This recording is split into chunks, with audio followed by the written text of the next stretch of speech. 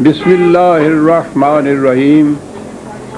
عزیزان مان، آج فروری 1982 کی 19 تاریخ ہے اور درس قرآن کریم کا آغاز سورہ محمد کی آیت 22 سے ہو رہا ہے، 47/22۔ آپ کو یاد ہوگا سابقہ درس میں بھی میں نے عرض کیا تھا کہ ایک تصادم تو قریش اور ان کے ہمنوا قبیلوں سے تھا۔ ان کی بنیادی خصوصیت یہ تھی قریش کی یا اس قسم کے عرب جو تھے کہ وہ کھلے ہوئے دشمن تھے، جو کچھ کرتے تھے میدان جنگ میں آ کر کرتے تھے، لیکن مدینے میں حضور پہنچے ہیں تو وہاں فضا بالکل اس سے مختلف تھی۔ مسلمان تو بڑی تھوڑی آبادی میں تھے وہاں، گنتی کے، اور باقی ساری آبادی یا تو یہودیوں کی تھی، اکثریت تھی وہاں ان کی، اور یہودی ہر سرمایہ پرست کی طرح منافقت میں بہت پیش تھے۔ ان کی ساری تاریخ ہی اس قسم کی تھی۔ گرد و نواح کے جو عربی قبائل تھے وہ بھی اندازاً اس قسم کے تھے، اعراب تھے وہ، کہ ان کی کیفیت بھی اسی قسم کی تھی۔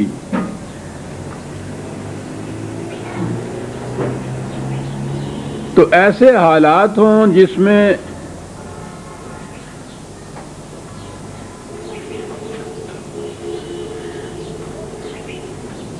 قریش کی کیفیت یہ کہ وہ وہاں مکے سے اتنا لمبا فاصلہ طے کر کے چڑھ دوڑتے تھے مدینے پہ، یہ ایک چھوٹی سی جماعت بے کس بے نس پناہ گزینوں کی جیسے آپ کہیے، ان کے ساتھ تصادم تھا۔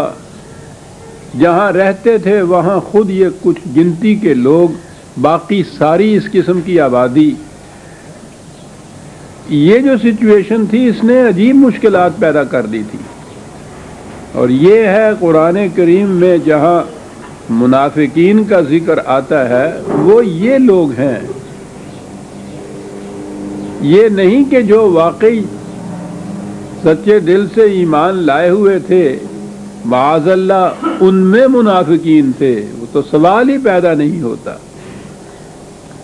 ان کے ایمان کی اور ان کی صداقت کی شہادت تو خدا دیتا ہے، بار بار دیتا ہے وہ،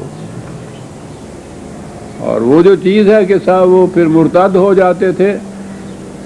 کوئی ایک واقعہ بھی ایسا نہیں ہے ان میں سے، تاریخ میں بھی اگر چھان بین کرنے سے بھی ایک آدھ اس قسم کا واقعہ کچھ گنا دیتے ہیں کہ وہ آئے اور وہ بھی ان منافقین میں سے تھے اور اس کے بعد انہوں نے اسلام کو چھوڑا، ورنہ یہ باقی ذکر قرآن میں جو منافقین کا آتا ہے تو وہ یہ آبادی ہے۔ تو ذکر تو اس آبادی کا ہے، لیکن قرآن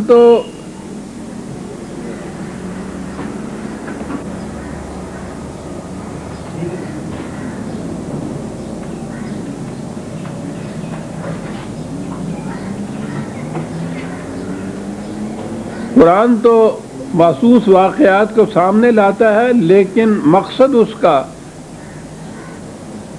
اس کے اندر جو ایک پنہا اصول ہوتا ہے، یا اگر انسانوں کی باتیں کرتا ہے تو جو ذہنیت ہوتی ہے، جو نفسیاتی کیفیت ہوتی ہے، اصل میں وہ اسے بیان کرتا ہے۔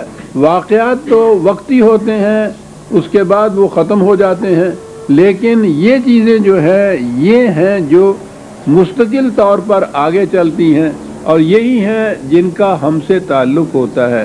یعنی ہمارے سامنے یہ جو واقعات آتے ہیں تو یہ اس لیے نہیں ہے کہ یہ کچھ ہسٹوریکل کرانیکلز ہیں، تاریخ کے کچھ واقعات ہیں جو ہمیں بتائے جاتے ہیں۔ تاریخ جس قسم کی ہمیں پڑھائی جاتی ہے وہ تو اس کا کوئی تعلق ہم سے نہیں ہوتا۔ اکبر فلاں سال میں تخت پہ بیٹھا، فلاں سال اس سے لڑائی ہوئی، فلاں سال وہ تخت سے اتر گیا، کیا تعلق ہے ہم سے اس سے؟ کچھ معلومات ہیں وہ بھی بے معنی سی۔ قرآن یوں نہیں کہتا، قرآن ان تاریخی واقعات کو بیان کرتا ہے تو ان سے ایک نتیجہ اخذ کرتا ہے، وہ یا تو ایک اصول کو بیان کرتا ہے اور یا پھر انسانوں کی نفسیات کو بیان کرتا ہے۔ واقعات جو ہیں وہ تو رہ جاتے ہیں پیچھے، اور یہ چیزیں جو ہے یہ آگے آ جاتی ہیں۔ یہ وجہ ہے کہ قرآن نے ان واقعات کی بھی جزوی تفصیل اس طرح سے نہیں دی جیسے ایک تاریخ دان دیتا ہے یا مورخ دیتا ہے۔ یہ اس کا مقصد اور منصب ہی نہیں تھا۔ جتنی سی بات سے وہ سمجھتا ہے کہ اس کا مقصد پورا ہوتا ہے وہ اتنی سی ہی بات کرتا ہے۔ تو منافقین کا ذکر پورے قرآن میں منافقت کی جو نفسیات ہے وہ اس سے وہ چیزیں بیان کرتا ہے، اور یہ تو پھر ہمیشہ کے لیے رہیں گی۔ اور یہ وجہ ہے کہ قرآن نے تاریخ کو تو اس طرح سے محفوظ نہیں کیا کہ اس کی جزیات تک آپ کے سامنے آ جائے۔ اصل میں وہ ان نفسیات کو بیان کرتا ہے جو ان چیزوں کے پیچھے ہوتی ہیں، اور ہم نے بالکل اس کے بعد الٹ دیا اور ہم نے تاریخ مرتب کرنی شروع کر دی، اور وہ اس قسم کی مرتب کی کہ وہ اس کے جو نتائج و اثرات ہیں وہ بالکل اس کے خلاف ہیں کہ جو قرآن مرتب کرنا چاہتا ہے۔ انہوں نے تحقیق کر کر کے ٹوٹ لگا کے، جسے کہتے ہیں نا، نام لے لے کے بتانا شروع کیا کہ جی فلاں منافق تھا اور فلاں منافق تھا۔ قرآن یہ کچھ کرتا ہی نہیں ہے۔ ابھی میں عرض کروں گا کہ قرآن کیا کہتا ہے منافقین کے متعلق بھی۔ بات شروع ہوتی ہے 22ویں آیت سے، ان سے کہا گیا ہے کہ پیچھے سے مسلسل بات چلی جا رہی ہے، کہا کہ تمہاری کیفیت یہ ہے کہ فَهَلْ عَصَيْتُمْ إِن تَوَلَّيْتُمْ أَن تُفْسِدُوا فِي الْأَرْضِ وَتُقَطِّعُوا أَرْحَامَكُمْ، کہ تمہاری کیفیت تو یہ ہے، کہتے ہو تم کہ ہم فساد نہیں پیدا کرتے، ہم مصلحون ہیں، ہم تو اصلاح چاہتے ہیں۔ کہا تمہاری کیفیت یہ ہے کہ آج ہی اگر ان سے الگ ہو کے پھر جاؤ تم اپنی پہلے مسلک کے اوپر، پھر تم ملک میں اسی قسم کا فساد برپا کرنا شروع کر دو جیسا پہلا کرتے تھے۔ اور پھر کیفیت تمہاری یہ ہے کہ خود اپنے ہی صلہ رحمی والے لوگ، اپنے ہی رشتہ دار جو ہیں، وہ ان کی بھی مخالفت تم اسی طرح سے کرنے لگ جاؤ۔ تمہاری تو کیفیت یہ ہے کہ دور کے لوگ یا عام انسانیت تو ایک طرف رہی، تم تو اپنے قریب ترین جو رشتہ دار لوگ ہیں ان کا بھی کوئی احترام نہیں کرتے، ان کا بھی کوئی لحاظ نہیں رکھتے، ان کے مفاد کی بھی کوئی فکر نہیں کرتے، تمہیں تو اپنی ہی مفاد کی فکر ہے، اور منافقت تو ہوتی یہی چیز۔ اولئک الذین لعنہم اللہ فاصمہم واعمی ابصارہم۔ اب یہ جو پھر بار بار وہ بات آ جاتی ہے، اور ہر بار مجھے اس کی تشریح کرنی پڑتی ہے کہ صاحب ترجمے کہ یہ وہ لوگ ہیں جن پہ اللہ نے لعنت کی، اور لعنت تو ہمارے ہاں آپ جانتے ہیں بہت بڑی گالی ہے، اور اس پہ پھر یہ چیز کہ دیکھیے جناب اللہ لعنتیں برساتا ہے لوگوں پہ، خدائے جلیل و قدیر، یہ انسان شے کیا ہیں اس کے سامنے کہ وہ بیٹھا ہوا اوپر ان کو لعنتیں برسائے، ہڑے منہ داڑا۔ یعنی اندازہ لگائیے کہ خدا کا تصور کیا دیتے ہیں یہ لوگ۔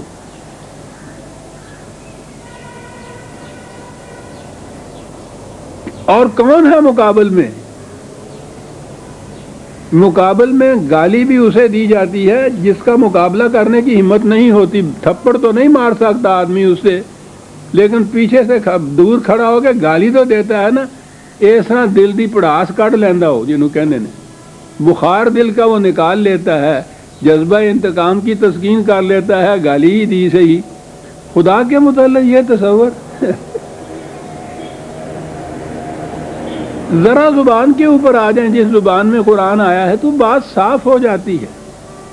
لعنہ کے معنی ہوتا ہے ان خوشگواریوں سے محروم رہ جانا جو ادروائز ان کو مل سکتی تھی۔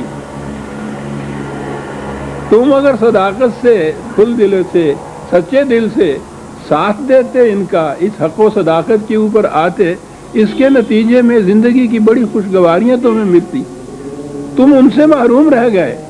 اور سب سے بڑی چیز یہ کہ چونکہ نفسیاتی کیفیت کا اثر انسان کے دل و دماغ اور خیالات پر ہوتا ہے، کہا کہ اس کا نتیجہ یہ ہے فَأَصَمَّهُمْ وَأَعْمَى أَبْصَارَهُمْ، بہرے گنگے بولے، یہ کیفیت ہے۔ کہ تم وہ جو قرآن کہتا ہے کہ لہم آذان لا